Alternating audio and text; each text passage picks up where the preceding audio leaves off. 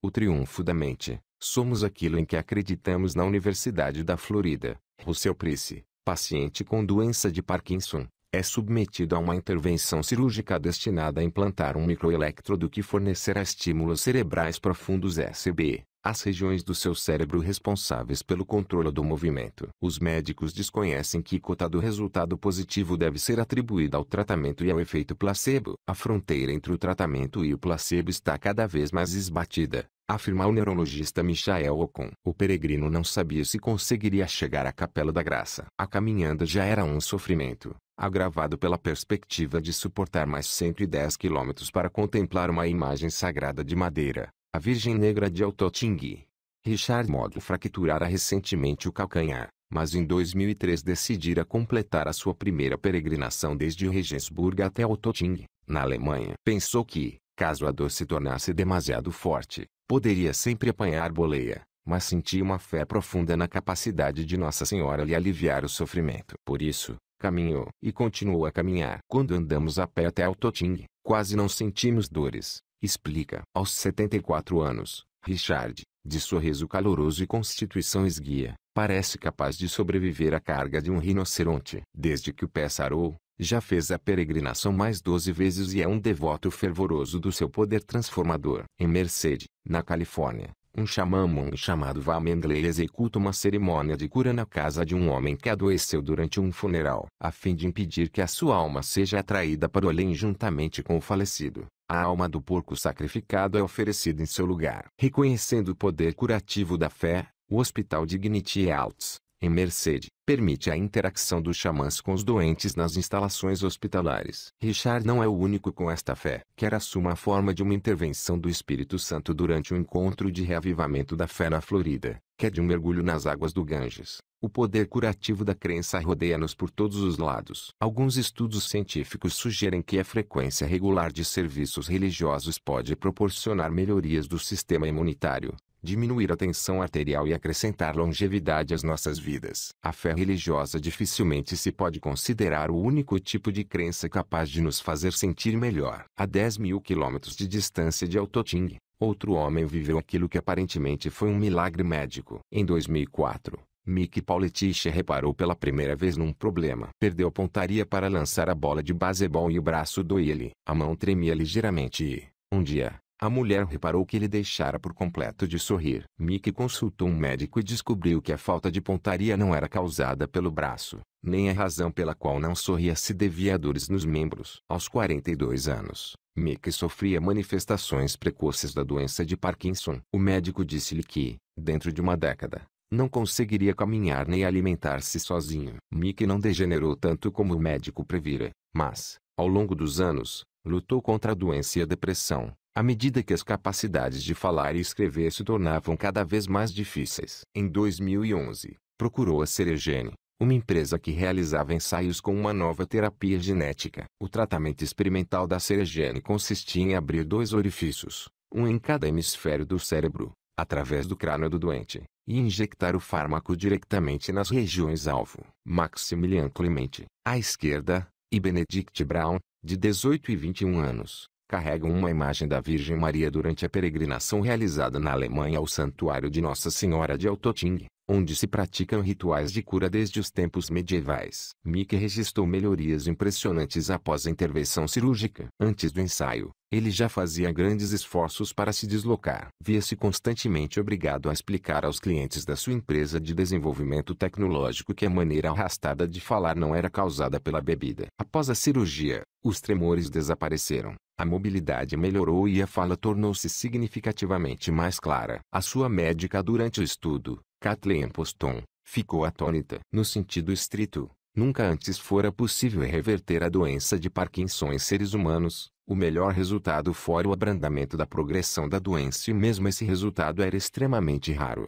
Em abril de 2013, a Ceregene anunciou os resultados do ensaio. A neuroturina fora um fracasso. Os doentes tratados com esse fármaco não registraram melhorias significativamente superiores às do grupo de controlo, medicado com tratamento de placebo, uma intervenção cirúrgica simulada, no âmbito da qual um médico perfura pequenas concavidades, divotes, no crânio do doente de maneira a este sentir que fora operado. Em 2013, A Ceregene foi adquirida por outra empresa e o trabalho com a proteína para o tratamento da doença de Parkinson não prosseguiu. Em Siena, na Basílica Cateriniana San Domenico, o altar de Santa Catarina, onde se encontra a sua cabeça mumificada, atrai peregrinos católicos em busca de cura. Quem duvidar nada receberá, afirma a guia local Chiara Bixelari. Kathleen Poston sentiu-se devastada. Então, ao analisar os dados do estudo, reparou em algo que a deixou estarrecida. Mick Pauletich não fora sujeito à intervenção cirúrgica real, recebera,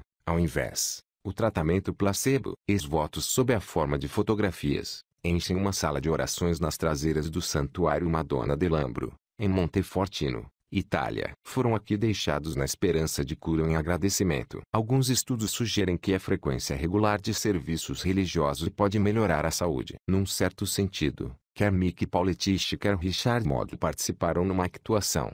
Actuação assim que os seres humanos se veem envolvidos há milhares de anos, de cada vez que consultamos um curandeiro, na esperança de que ele, ou ela, nos façam sentir melhores. E, tal como uma boa actuação teatral nos pode envolver de forma a sentirmos que estamos a assistir a algo real, também o teatro da cura está concebido de maneira a envolver-nos, criando expectativas poderosas nos nossos cérebros. Estas expectativas conduzem ao chamado efeito placebo, que pode afetar o que acontece no nosso organismo. Há várias décadas que os cientistas conhecem o efeito placebo e têm se servido dele como controle nos ensaios clínicos. Agora consideram que o placebo é uma janela para compreender os mecanismos neuroquímicos que fazem a ligação entre a mente e o corpo, entre a fé e a experiência. Exames TP revelam quantidades quase iguais de dopamina libertada no cérebro de um doente com Parkinson quando o fármaco L-Dopa lhe foi administrado, à esquerda, e quando o mesmo doente foi medicado com um placebo, depois de ser informado que havia 75% de possibilidades de um comprimido conter L-Dopa. As expectativas geradas por placebos podem contribuir para o tratamento de distúrbios do sistema nervoso. Como pode uma crença tornar-se tão potente a ponto de curar? Voltemos ao teatro. Os cenários e os figurinos são um fator decisivo para uma actuação inspiradora. Mick Pauletich experimentou melhorias nos sintomas devido à totalidade da experiência. Os médicos com as suas batas brancas,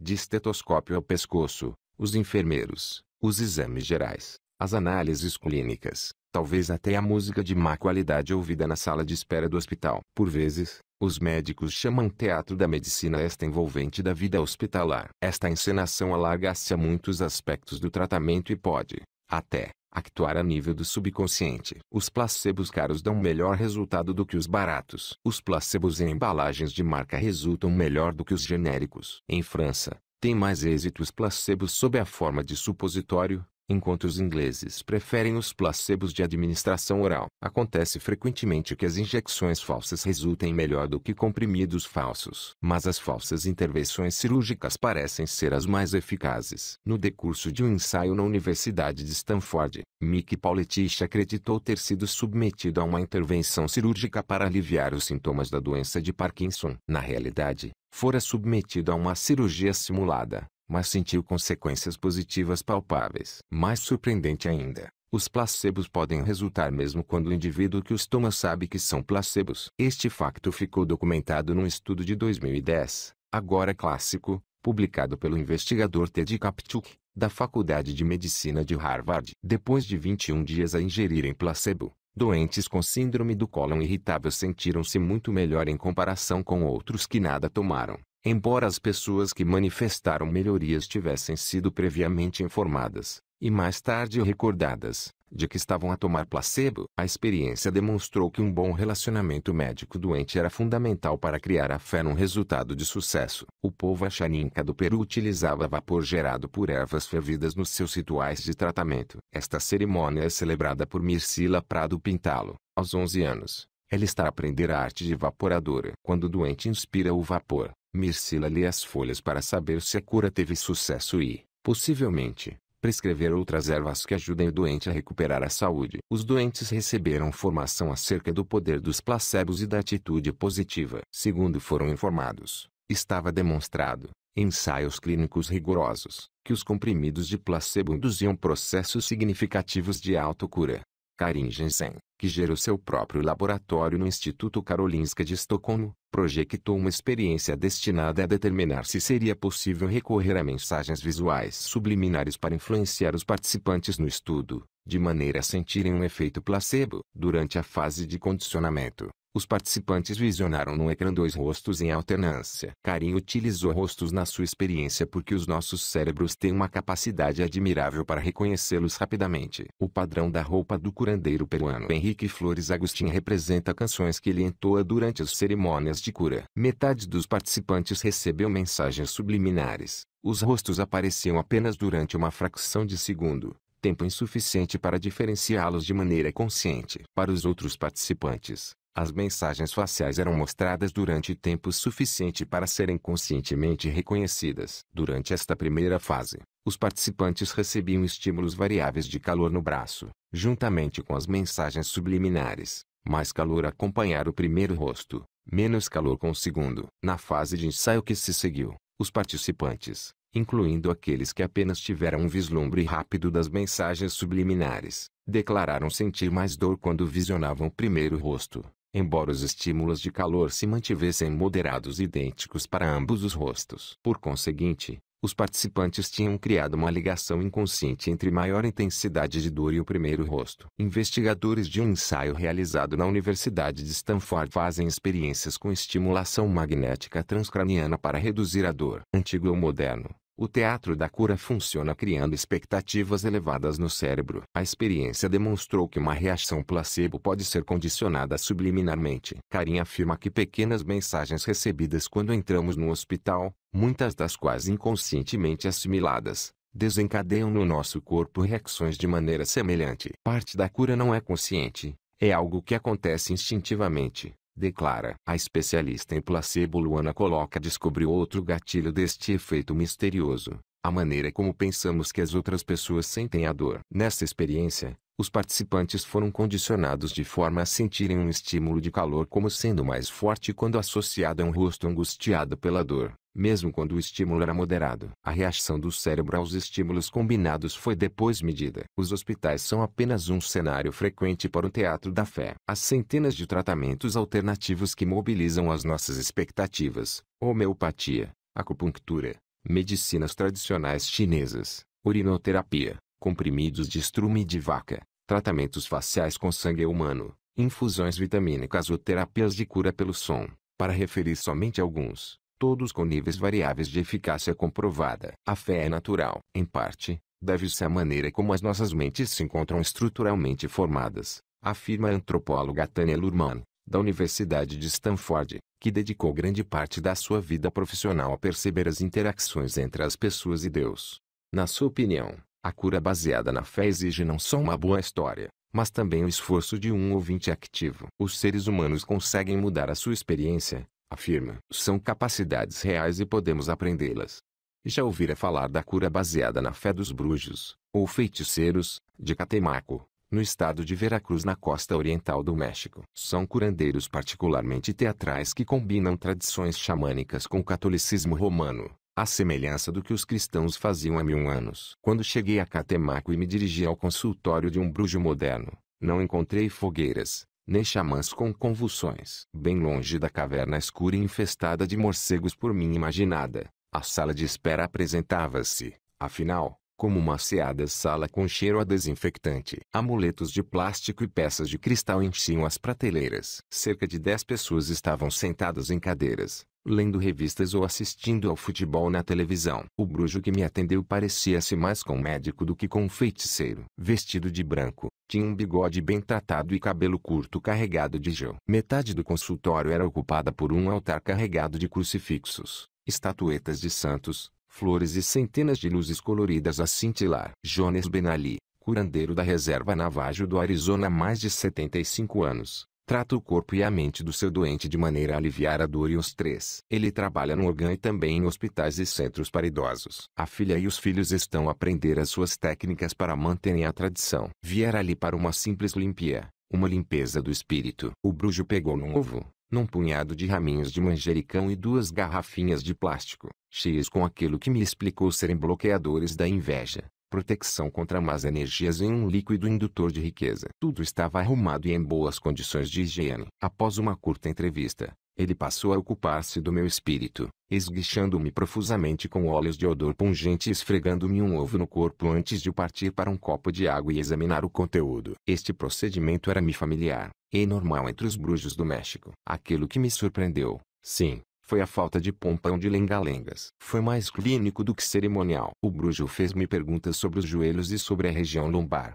ambos em bom estado, e informou-me que o ovo indicava possíveis dores no futuro. Tal como um radiologista que explica os resultados de uma radiografia, ele apontou para várias bolinhas na clara do ovo que vertera para o copo, indício de que alguém que me era próximo tinha inveja de mim e me desejava mal. Quando saí, parti com uma sensação de anticlímax, como se não tivesse percebido algo. Onde estava o teatro? De regresso à rua, comecei a compreender. As expectativas são um ave em movimento. Na última geração, a medicina convencional passou a ser a norma em Catemaco. Antes, cuspir e abanar penas de galinha inspirava confiança, mas hoje a maior parte dos brujos adaptou-se à realidade atual, combinando batas de laboratório brancas e pulverizadores antissépticos com seu misticismo. Vão assim ao encontro das expectativas dos doentes modernos. É o teatro da medicina. E, devo confessá-lo, senti-me mesmo um pouco melhor. Então como será que funciona realmente o teatro da medicina? Como será que a fé cura? Uma parte do quebra-cabeças tem que ver com condicionamento,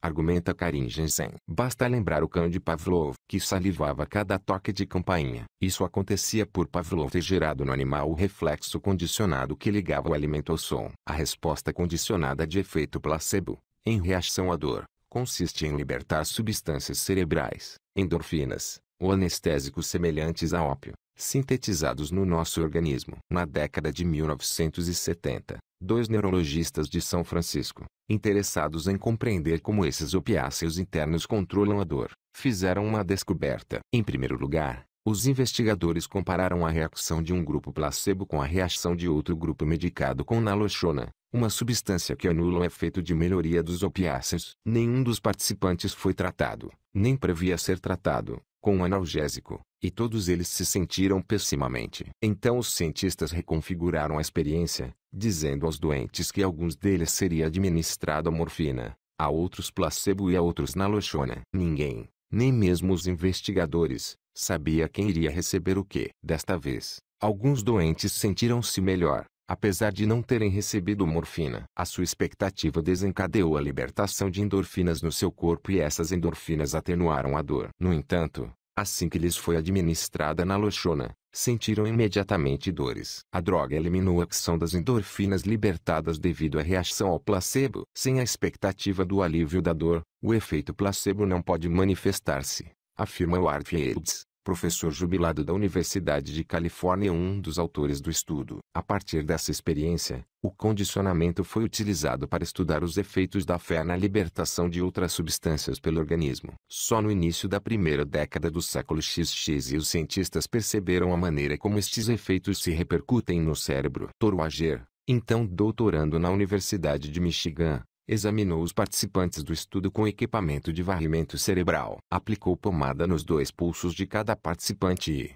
de seguida, colocou-lhes elétrodos capazes de transmitir choques dolorosos ou calor. Informou os participantes que uma das pomadas podia aliviar as dores, quando, de facto, as 2 pomadas eram iguais e nenhuma delas possuía propriedades analgésicas intrínsecas. Após várias séries de condicionamento, os participantes aprenderam a sentir menos dores no pulso revestido com a pomada analgésica. A quando da última série, os choques fortes não doíam mais do que uma ligeira picada. Foi a reação típica de condicionamento por placebo. A parte mais interessante foi o resultado revelado pelo exame de varrimento cerebral. As sensações normais de dor começam com uma lesão e deslocam-se pela medula espinal numa fração de segundo até chegarem a uma rede de áreas cerebrais que reconhecem a sensação como dor. A reação de placebo viaja na direção oposta, começando no cérebro. Uma expectativa de cura surgida na região pré-frontal do córtex transmite sinais a outra secção do cérebro, que gera opiáceos, libertando-os e levando-os a descer pela medula espinal. Nós não imaginamos que não sentimos dor. Literalmente, automedicamos-nos ao esperar o alívio que fomos condicionados para receber. A crença certa e a experiência certa colaboram uma com a outra, afirma Toro Ager, agora professor catedrático da Universidade do Colorado e diretor de um laboratório de neurociências ali sediado. E a receita é essa. A receita da fé e experiência combinadas está a encontrar o seu caminho fora do âmbito laboratorial e a introduzir-se também na prática clínica. Christopher Spivak é um médico especializado em dor e adicção no Centro Médico Nacional das Forças Armadas Walter Reed, com sede em Bethesda. Todos os dias recebe militares no ativo e na reserva com lesões diversas, por vezes poucos dias ou semanas depois de deixarem o campo de batalha. Isto dá-lhe a oportunidade para recorrer à expectativa e ao condicionamento como formas de aproveitar os opiáceos internos a fim de eliminar, ou pelo menos mitigar, as dores a longo prazo. Na primeira consulta com o doente, Christopher Spivak nunca lhes faz perguntas sobre as lesões ou sobre o historial médico. Já tem toda essa informação em ficheiro. Em vez disso, faz-lhes perguntas sobre eles próprios. Poderá assim descobrir que, na infância, esse indivíduo tinha um eucalipto favorito à porta de casa ou gostava de rebuçados de hortelã-pimenta. Por fim, se acabar por receitar-lhes analgésicos opiáceos, em cada toma o doente receberá também óleo de eucalipto para cheirar ou um rebuçado de hortelã-pimenta para chupar, ou seja, o estímulo que o médico considerar potencialmente producente. Com o tempo, tal como acontece com os rostos de visionamento instantâneo de Caringensen ou a pomada aplicada na pele por Toro Ager, os pacientes começam a associar a experiência sensorial às drogas. Pouco tempo mais tarde, Christopher Spivak deixa de administrar a droga e dá-lhes apenas os sons e os cheiros. Então o cérebro do doente consegue procurar as drogas necessárias na sua farmácia interna. Temos doentes com amputação de 3 e de 4 membros que não estão medicados com opiáceos, diz o especialista, referindo-se aos seus pacientes vindos do Iraque e do Afeganistão. Há veteranos da Guerra do Vietnã medicados com doses elevadas de morfina para as lombalgias nos últimos 30 anos. Há 2 anos, Leonie Cuban, colaboradora do laboratório de Toro Ager, dirigiu um estudo inovador com placebo. Os cientistas estavam bem conscientes dos papéis desempenhados pelo condicionamento e pelo teatro na gestão das expectativas. Queriam pôr à prova o efeito de um terceiro elemento que influencia as experiências com dor. Outros crentes. À semelhança de vários ensaios anteriores sobre o efeito placebo, os investigadores induziram uma sensação de ardor nos braços dos participantes e pediram-lhes que classificassem o grau de intensidade. Só que, desta vez, introduziram uma variável suplementar. Os voluntários olhavam para um ecrã e viam nele uma série de traços de contagem que representavam a forma como os anteriores participantes tinham classificado a sua dor. Para o mesmo estímulo, os participantes declaravam sentir níveis de dor mais ou menos elevados baseando-se na informação fornecida sobre os níveis experimentados pelos anteriores participantes. O resultado não constituiu surpresa. Na década de 1950, uma série de testes denominados ensaios ASH demonstrou que os participantes dão frequentemente respostas que sabem estar erradas só para assegurarem a pertença ao grupo. O que chocou Leonie e Heitor foi o tremendo poder da influência social. O efeito era superior ao previsto após o condicionamento. Estudos realizados com equipamento de imagiologia de ressonância magnética funcional, IRF, incidiram sobre uma rede separada e complementar de atividade cerebral que é ativada quando os placebos convencionais são empolados pela pressão de grupo. Leonie Cuban vai ao ponto de afirmar que a informação social pode alterar mais vigorosamente a experiência de dor do que o condicionamento e as mensagens subliminares. A informação que obtemos das nossas relações sociais exerce influência profunda, não só sobre as experiências emocionais, mas também sobre resultados associados à saúde como a dor e a cura, afirma. E só agora começamos a compreender essas influências e a maneira de as mobilizar. A forte influência do grupo social pode ajudar a explicar a razão pela qual a religião, num sentido muito literal do termo, poderá bem ser aquilo que Karl Marx definiu como o ópio do povo. Ela consegue estimular a nossa capacidade para cedermos ao nosso próprio armazém de crenças e expectativas, em especial quando estamos rodeados por outros crentes que fazem precisamente o mesmo. Em nenhum outro lugar, a força da fé coletiva é tão evidente como nas peregrinações religiosas, quer se trate da caminhada anual dos católicos até Lourdes, em França, quer seja a peregrinação anual da Hajj feita pelos muçulmanos até Meca, na Arábia Saudita, quer a Macumbimela, realizada de 12 em 12 anos. A última Cumbimela, em fevereiro de 2013,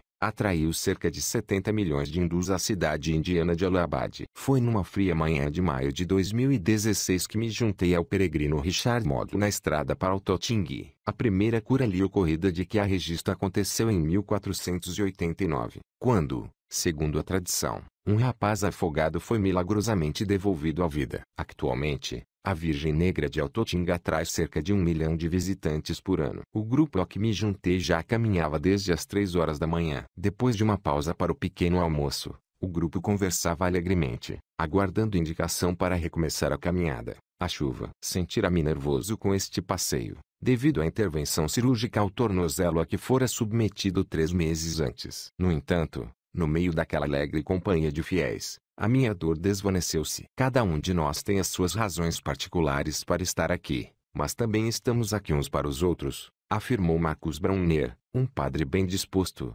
veterano que participa há 27 anos nesta caminhada. O grupo carrega-nos e nós carregamos o grupo em conjunto. Ao chegarmos à capela de Nossa Senhora da Graça, encontramo-la forrada por dentro e por fora de esvotos, representações dos milagres realizados ao longo dos séculos, descrevendo todas as maletas possíveis. Encostadas às paredes viam-se muletas e bengalas ali deixadas ao longo das eras por crentes e peregrinos cujo sofrimento fora aliviado pela Virgem Negra. A expectativa da cura mantém-se inabalável. Aqui existe uma maneira diferente de pensar, afirmou o psicoterapeuta e diácono Thomas Zauner, que se mudou para Altoting a fim de procurar uma comunidade solidária onde pudesse criar o seu filho com deficiências de desenvolvimento. A oração parece mesmo resultar.